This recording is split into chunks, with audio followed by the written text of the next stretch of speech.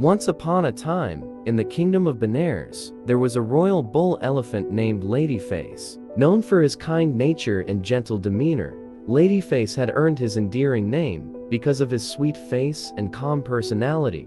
One night, a group of robbers gathered near Ladyface's shed. In the darkness, they spoke loudly about their cruel plans and bragged about their lack of empathy. They used harsh, threatening language, intending to scare and intimidate.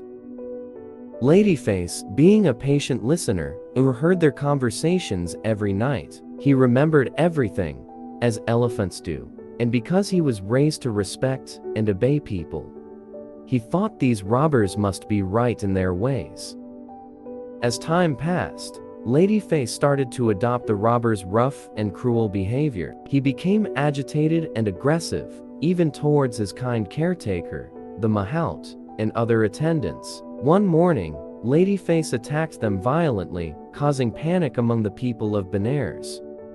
The king was alarmed and sought the help of a wise minister known for his understanding of animals. This minister was the Bodhisattva, a being on the path to enlightenment. He approached Ladyface with soothing words and calm demeanor, which immediately seemed to comfort the troubled elephant.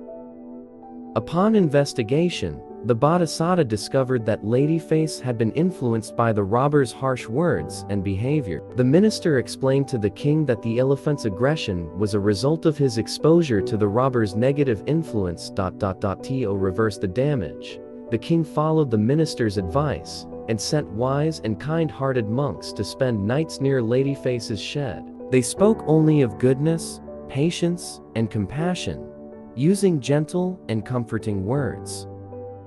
Gradually, Ladyface's behavior transformed. He became even more peaceful and kind-hearted than before. The minister reported this positive change to the king, who was overjoyed to see his beloved elephant return to his gentle self. The king rewarded the minister for his wisdom and insight, amazed by the power of kind words to heal and transform even the most troubled beings. Moral of the story: harsh words can foster cruelty, but gentle words have the power to heal and promote kindness.